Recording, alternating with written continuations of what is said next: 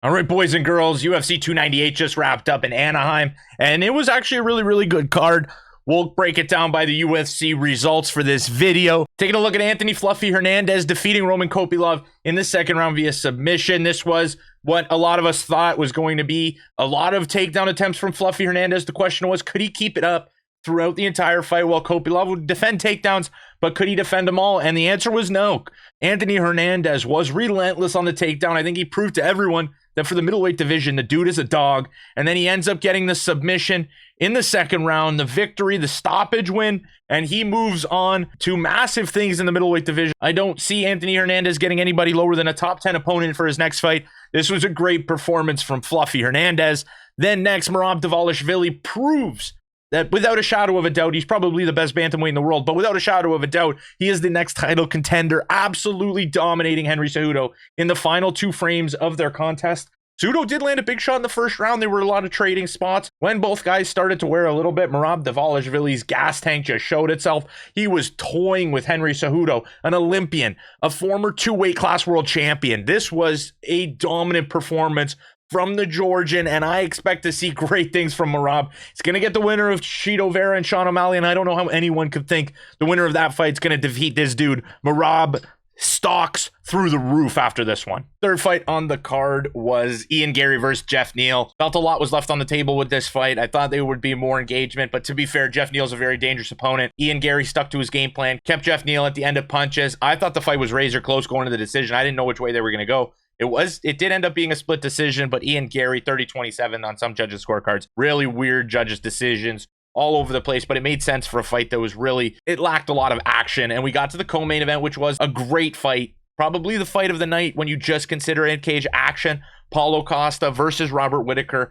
They were trading absolute bombs. End of the first round, Paulo Costa lands a wheel kick that absolutely landed perfectly on the chin. You give him another 30 seconds in that round, he may win the entire fight. Next two rounds, Robert Whittaker continues to use his speed. His entries are beautiful, and he ends up just tagging Costa enough times, more than Costa tagged him, earns himself a unanimous decision, 29-28 times two, and then a 30-27 on one judge's scorecard. Made a lot of sense to me. That was a great fight. I felt like Paulo Costa slowed heavily in the third round. Robert Whittaker, through adversity at the end of the first round, fought through it. Absolutely great performance there. Robert the Reaper Whittaker back in the win column. And then finally, we got to the main event. Welcome to superstardom. Ilia Topuria put it all on the line in this week. Leading up to the fight, recording a documentary, Road to the Title. He put it all on the line, and to perform the way he did in the main event, to knock Volkanovski out in the second round, the question is how is Volkanovski's chin at 35 years of age? Is he going to be in the top of the contenders from here on out? I don't know, to be fair. I don't know what's in store for the rest of his career, but I know that the featherweight division has a new king in Ilia Topuria, and there are so many great matchups for him at the top of that division as he's new blood. Movsar Evloev, you have Max Holloway, a lot of great options. We're going to do a Spanish card. You're going to get Topuria on there. If Conor McGregor wants to come back to featherweight, the division where it all started for him, that's another interesting option.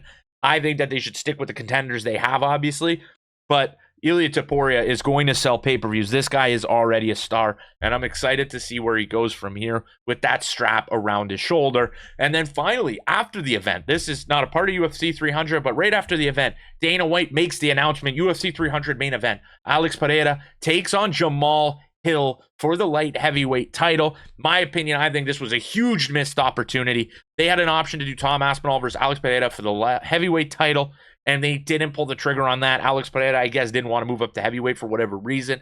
That is a miss. That could have made UFC 300 feel like the biggest event in the last 5 years. Put that at the top. You have Justin Gaethje, Max Holloway. Every fight from there to the very bottom of the prelims are great fights.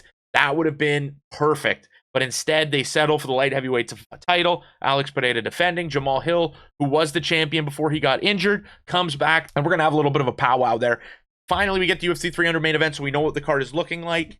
I'm excited for UFC 300 nonetheless. That number, all-decade card, their third-decade card. It's so exciting to see that the main event's finally announced and we don't have to worry about it anymore. But I feel like it was a little bit of a letdown. But that'll do it for today's recap video, guys. If you enjoyed, remember to smash that like button, subscribe, and we will do another betting recap in the future episodes. We had a pretty bad night, down like 3.4 units. We went like 0 for 5 to start the event. We had one bet left. We hit the Ian Garry first round under. But still, it was a horrible night. We knew going into the main card that we were we were at a loss. And then right when Kopylov lost, all hope out the window. They dashed everything. They dashed my wallet. So we move on. We keep watching, and I will see you in the next video. Peace out.